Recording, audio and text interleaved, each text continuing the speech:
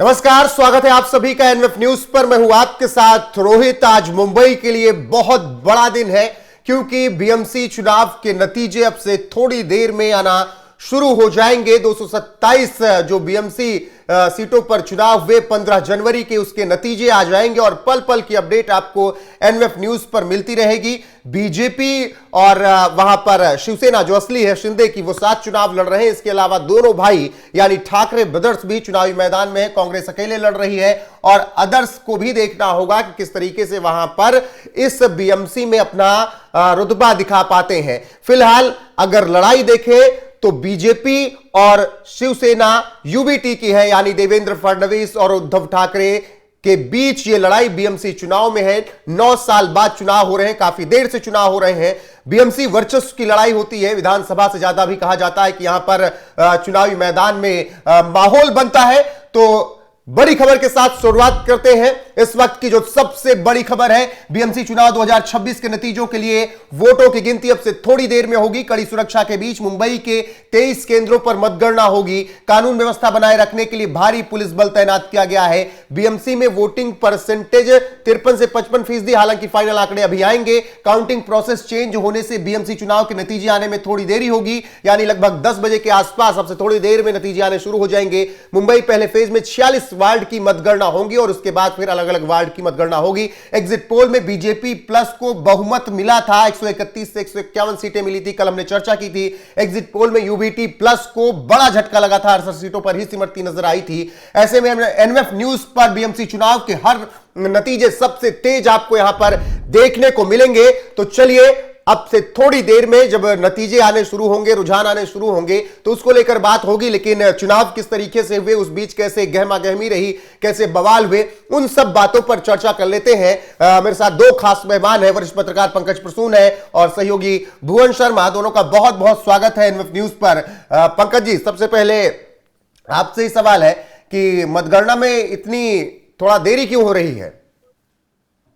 2 बातें में जो इंपॉर्टेंट फैक्ट्स है वो बता दूं और तब समझ में आ जाएगा। पहली बार ऐसा हुआ है कि चुनाव आयोग ने मतदान होने के दिन शाम 6 बजे जो वो आंकड़े देते थे उन्होंने नहीं दिया है। और राज्य निर्वाचन आयोग का ये कहना है कि हम जब प्राथमिक आंकड़े देते हैं और बाद में अगले दिन जब फाइनल रिपोर्ट आती है तो फाइनल रिपोर्ट थोड़ी सी बढ़ी हुई आती है।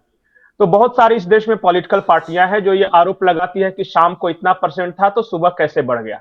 तो इस बार हम जब फाइनल आंकड़े आएंगे वही सिर्फ बताएंगे, जो चारों तरफ की रिपोर्ट आने के बाद, यानी मतदान प्रतिशत कितना हुआ उसकी रिपोर्टिंग चुनाव आयोग द्वारा जो ऑफिशियल होगी वो आज की जाएगी। जब चारों तरफ से रिपोर्ट आ जाएगी, अब मुकम्मल हो जाएगा, तब ये अंदाज नहीं बताया जाएगा। दूसरी इंपॉर्टेंट बात यह है कि इस बार चुनाव में अंतर यह है कि पहले क्या होता था कि पोस्टल बैलेट और ईवीएम साथ साथ खुल जाते थे। इस बार चुनाव आयोग ने फैसला किया है कि पहले पोस्टल बैलेट गिनेंगे और जब तक पोस्टल बैलेट की गिनती खत्म नहीं हो जाती तब तक ईवीएम नहीं खुलेगा। पोस्टल बैलेट की गिनती खत्म होने के बाद ईवीएम खुलेंगे। तो आपको शुरुआत में धीमी गति से रुझान मिलेंगे, लेकिन जैसे ही पोस्टल बैलेट की गिनती खत्म हो जाएगी 1 आध घंटे बाद, तो अचानक से देखिएगा कि तेजी से रुझान आने शुरू हो गए। तो इसके लिए आपने घबराना नहीं। बिल्कुल। तीसरी भुवन जी, जिस तरीके से पूरा चुनाव हुआ लंबे वक्त से, दिसंबर से नवंबर से इनफैक्ट कहिए कि हम कवर कर रहे हैं पूरे चुनाव को। अब वक्त आ गया है ऐसा कि तय होना है कि मुंबई को कौन चलाएगा।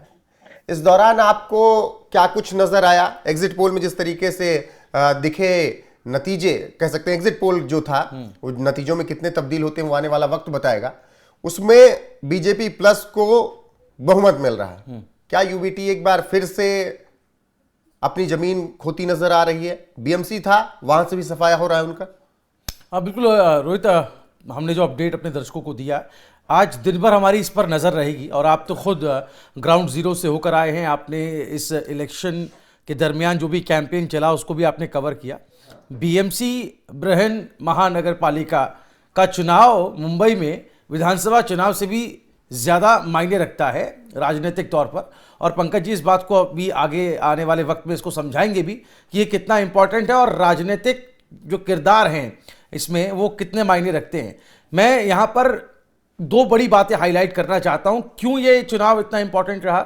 एक तो 4 साल डिले होकर के आया है, 22 में होना था लेकिन देरी हुई 17 के बाद या अब हो रहा है। 17 के बाद से अब तक गंगा में बहुत पानी बह गया है और मैं कहूं कि राजनीतिक परिदृश्य बदल गया है। शिवसेना बट गई, ये पार्टी टूट गई, बिखर गई और इतने सालों बाद दो भाई एक प्लेटफॉर्म पर एक साथ नजर आ रहे हैं। तो बहुत सारे समीकरण बन गए, बिगड़ गए। लेकिन बीते 3 दशकों की बात करें रोहित, तो बीएमसी में शिवसेना का दबदबा रहा। लेकिन अब शिवसेना का भी चाल, चरित्र, चेहरा बदल गया है। तो ऐसे में अब यह समझना दिलचस्प होगा कि जो राजनीतिक गठजोड़ बन रहे हैं, चाहे वो कांग्रेस मिलकर के लड़ रही हो किसी के साथ, बीजेपी एकनाथ शिंदे वाली शिवसेना के साथ हो, और बात पिछले चुनाव की अगर हम कर लें, क्योंकि उसी से आप देखेंगे, आकलन करेंगे, तो पिछले चुनाव यानी 2017 में बीजेपी को बहुत अच्छी लीड मिली थी, बहुत अच्छी बढ़त मिली थी। इस बार भी ऐसी उम्मीद की जा रही है, जैसा एग्जिट पोल है ये एग्जिट पोल में भी तब्दील हो सकते हैं। पंकज जी, भुवन जी वही कह रहे हैं कि चाल, चरित्र, चेहरा सब कुछ बदल गया शिवसेना का। उस पर और विस्तार से आपको समझेंगे आपसे चीजों को, लेकिन अभी थोड़ा ये समझिए समीकरण क्या है वहां पर, BJP plus, UBT plus, Congress plus, कौन किसके साथ है? क्योंकि बड़ा कंफ्यूजन है दर्शकों को कि कौन किसके साथ चुनाव लड़ रहा है। कब बीच में तो खबरें आई कि एमआईएमआई, एआईएमआईएम और बीजेपी का गठबंधन हो गया, कहीं कांग्रेस बीजेपी का गठबंधन हो गया। तो ये थोड़ा तस्वीर साफ कीजिए, कौन किसके साथ है? सबसे पहले बीएमसी यहां यानी बृहन मुंबई महानगर पालिका की बात करते हैं। ये जो बीजेपी प्लस जो आपको दिख रहा है, उसमें बीजेपी है प्लस एकनाथ शिंदे वाली शिवसेना है। ये दोनों मिलकर लड़ रहे हैं, इसलिए वो बीजेपी प्लस है। यूबीटी प्लस मतलब उद्धव ठाकरे और राज ठाकरे का गठबंधन है ये। तीसरा कांग्रेस प्लस है, तो इसमें कांग्रेस पार्टी है और बहुजन विकास अघाड़ी है, प्रकाश अंबेडकर की एक पार्टी है, वहां पे दिख रहा है। और अदर्स जो है वहां, इसमें समाजवादी पार्टी आ गए, एआईएमआईएम आ गए, एनसीपी आ गई। चूंकि मुंबई की बात कर रहा हूं तो एनसीपी जो शरद पवार वाली पार्टी है वो अलग लड़ रही है और अजीत पवार मुंबई में नहीं लड़ रहे। तो यही है समीकरण। दूसरी जो इंपॉर्टेंट बात जो आपने कही थी कि महत्वपूर्ण क्यों है मुंबई को, ये बीएमसी इलेक्शन को क्यों कवरेज हम कर रहे हैं, तो मैं आपको बता दूं कि सबसे अमीर अगर कहीं की म्युनिसिपल कॉर्पोरेशन है या जिसका सबसे ज्यादा बजट है वो है मुंबई का। और ये देश के अधिकांश राज्यों के बजट से ज्यादा है। नहीं, ये तो कहा भी उदाहरण के तौर पे मुंबई में भी कहा जाता है, महाराष्ट्र में भी पंकज जी, की विधानसभा चुनाव हार गए कोई बात नहीं, बीएमसी में नहीं हारने चाहिए। बिल्कुल बिल्कुल, ये 75,000 करोड़ सालाना बजट है। 75,000 करोड़ सालाना। अब 227 अगर वार्ड से इसको डिवाइड करें तो एक वार्ड में आते हैं 330.39 करोड़ रुपए हर साल। तो जो वहां का कॉर्पोरेटर होता है वो हमारे यहां यूपी बिहार के विधायक से ज्यादा फंड आता है उसके पास। इसीलिए ये महत्वपूर्ण है। अगर दिल्ली की बात करें तो दिल्ली का सालाना बजट है 17,000 करोड़। तो 17,000 करोड़ और 75,000 करोड़ की आप तुलना कर लीजिए कि कितना अंतर है। और मुझे लगता है रोहित, पंकज जी, मुझे लगता है कि इसका महत्व समझना हो तो ये इसको इस रूप में भी समझिए कि 20 साल बाद ठाकरे बंधु साथ आए। जो प्रयोग हमने विधानसभा चुनाव में होता नहीं देखा वो बीएमसी में हो रहा है। तो येन केन प्रकारेण किसी भी तरह से हाथ से नहीं जाना चाहिए, बीएमसी यही कोशिश है। जी जी, एक चीज और है, मैं इंपॉर्टेंट बात बताता हूं कि 1997 से बीएमसी पे कब्जा है शिवसेना का। लगातार। नहीं, ये भी क्लियर करते चलिए कि बाला साहब ठाकरे की शिवसेना और उसकी छवि का कब्जा रहा। बिल्कुल नहीं, बाला साहब ठाकरे की शिवसेना तो रही हुई, उसके बाद राज ठाकरे भी अलग हो गए, फिर भी शिवसेना ही रही, फिर छगन भुजबल अलग हो गए, फिर भी शिवसेना ही रही, नारायण राणे अलग हो गए, फिर भी शिवसेना ही रही। तो नेता आते गए जाते गए, लेकिन एक चीज जो नहीं बदली वो है बीएमसी पे शिवसेना का कब्जा।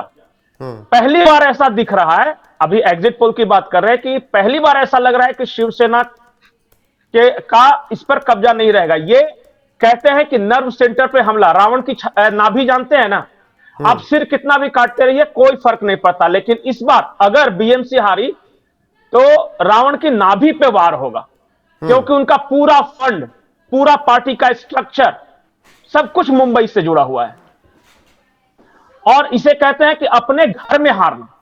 अगर गढ़ में, अगर यहां पे हारी तो मुझे नहीं लगता कि इसके बाद उद्धव ठाकरे या राज ठाकरे का पॉलिटिकल करियर क्या होगा। अच्छा, अगर आज क्योंकि बीएमसी के विधानसभा नतीजे उनके विपक्ष में आ गए, तब क्या पूरी तरीके से खत्म समझ लें दोनों भाइयों को राजनीतिक रूप से? नहीं, जिस खजाने पर बैठे हुए थे वो चला जाएगा, जहां कैडर उनके थे वो चला जाएगा। और पता है, देखिए शिवसेना का जो ऑर्गेनाइजेशनल स्ट्रक्चर है कुछ इस तरह का है कि अगर वो बीएमसी की सत्ता में नहीं रहे तब उनके लोग उनके साथ कितना टिकेंगे किसी को नहीं पता, क्योंकि बड़ी संख्या में एकनाथ शिंदे की तरफ ट्रांसफर हो रहे हैं। और अगर एक बार बीएमसी में आ गए, देखिए हर कोई राजनीति करने आता है, क्यों आता है सबको पता है, समाज सेवा और आदर्शवाद वो सब किनारे रखिए, हर किसी को मनी चाहिए, मुंबई में तो जरूर चाहिए। और अगर सत्ता में ही नहीं रहेंगे तो वो मनी कहां से आएगा, वो इनफ्लो बंद हो जाएगा। और अगर वो पैसे बंद हो गए तो फिर कितने लोग टिकेंगे, इस बात पे मुझे शंका है। बिल्कुल पंकज जी, फिलहाल इसलिए जिस इसका तरीके महत्व से है। बीएमसी चुनाव को लेकर माहौल बना हुआ है, अब ऐसे में बहुत जल्द नतीजे आएंगे। मोहन जी, अगर चर्चा करें, पंकज जी वही कह रहे हैं कि अगर आज के नतीजे उलट आ गए शिवसेना यूबीटी के, मनसे के, तो फिर यह समझ लीजिए कि ये पूरी तरीके से खत्म हो गए। उसके पीछे का कारण आप समझिए कि नगर पंचायत के भी चुनाव हुए, गांवों वालों ने कह दिया कि भाई टाटा बाय बाय, हम आपके ऊपर भरोसा नहीं करेंगे, फडणवीस पर भरोसा रहा उनको। विधानसभा से आप गायब हो ही गए, लोकसभा में आपकी हालत खराब ही थी। और अब जो सबसे बड़ा चुनाव था मुंबई, वहां अगर बीएमसी आप चुनाव जीतते, समझ लीजिए 5 राज्य आप जीत लें, गोवा और हिमाचल का तो बजट उससे कम है, बीएमसी से कम है। तो अगर बीएमसी हार गए तो आपको भी लगता है कि फिर ठाकरे भाइयों का राजनीतिक रूप से मामला खराब हो जाएगा? बिल्कुल, और मैं इसको इस रूप में देखता हूं रोहित, कि ठाकरे बंधुओं के वर्चस्व की लड़ाई एक वक्त में समझा जा सकता था, लेकिन अब यह अस्तित्व की लड़ाई हो गई है। और मैं फिर 2017 में ही लेकर चलूंगा, जहां लगातार आप देखिए कि किस तरीके से वो प्रयोग अलग था, अब हालात बदल गए हैं। उस वक्त बीजेपी शिवसेना एक फ्रेम में नजर आती थी, लेकिन अब रास्ते अलग अलग हो गए हैं, शिवसेना अलग अलग हो गई है, 2 धड़ों में बट गई है। और अब राज ठाकरे को देख लीजिए, एमएनएस की अगर हम बात करें और विधानसभा चुनाव को मद्देनजर रखें, तो आप देखिए कि वहां पर भी 2024 के विधानसभा चुनाव में भी किस तरीके से एक भी सीट पर खाता नहीं खोल पाए। तो मुझे लग रहा है कि ये वर्चस्व की लड़ाई से शिफ्ट होकर, अगर पंकज जी इस बात पर एग्री करें, तो ये अस्तित्व की लड़ाई क्या पंकज जी बन गई है। और इसमें दोनों ठाकरे बंधुओं को अगर आप देखें तो किसके लिए सर्वाइवल अभी सबसे ज्यादा जरूरी हो गया है, या वो फैक्टर बहुत काम कर रहा है? भुवन, दोनों के लिए। देखिए, राज ठाकरे के लिए तो ये समझिए कि अंतिम चुनाव है, क्योंकि लगातार जब से उन्होंने पार्टी बनाई मन से, उनका ग्राफ 10 से शुरू हुआ, उसके बाद नीचे नीचे नीचे नीचे चला आया। उनके विधायक भी हुआ करते थे, एक सांसद भी एक बार जीते थे, वो सब खत्म हो गया है, सब जीरो पे आ गए हैं। लास्ट जो 2017 में हुआ था, अलग लड़के इनके पास 7 कॉर्पोरेटर थे, उन्हीं 7 कॉर्पोरेटर के बदौलत इनकी पार्टी वगैरह चल रही थी। इस बार उन्होंने वो समझ गए कि अगर अकेले लड़ेंगे तो ये 7-0 होने में समय नहीं लगेगा, इसलिए इस बार उन्होंने उद्धव ठाकरे की नाव पकड़ी है। जाहिर तौर पे मेरा भी अंदाजा यह है कि राज ठाकरे को फायदा होगा, लेकिन उद्धव ठाकरे अभी 84 सीट जो जीते हुए हैं, वो उनका ड्रास्टिक डाउनफॉल आप देखिएगा। तो इसी से दर्शक समझ गए कि नुकसान में कौन है। मैं एक इंटरेस्टिंग बात बता रहा हूं, तमाम एग्जिट पोल जो भी दिखा रहे हैं, उन्होंने एक बात कही है कि अगर मतदान प्रतिशत 55% से ऊपर रहता है तो बीजेपी प्लस 150-155 सीट से ऊपर जाएगी। अगर मतदान प्रतिशत 53 से 55 रहता है तो बीजेपी गठबंधन जो बीजेपी प्लस है 133 से 150 जाएगी।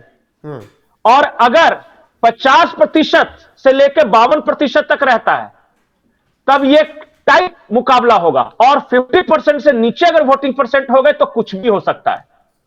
इसका कारण है, ये तमाम तरह के एग्जिट पोल बता रहे हैं। मतलब कि आप देखिए, जितना कम वोटिंग परसेंटेज ठाकरे बंधुओं को उतना फायदा। और ये इसलिए क्योंकि वहां के जो प्रवासी हैं, या नॉर्थ इंडियन बोले, साउथ इंडियन बोले, या अदर स्टेट के लोग हैं, वो पारंपरिक रूप से कम वोट देने निकलते हैं। सबसे ज्यादा अगर सामाजिक समीकरण की बात करें तो डेमोग्राफी की, तो सबसे ज्यादा वोटिंग परसेंटेज आमतौर पर मुसलमानों का होता है, और उसके बाद महाराष्ट्रियन मिडिल क्लास का वोट होता है, जो कि झुग्गियों में रह रहे हैं, चॉल्स में रह रहे हैं।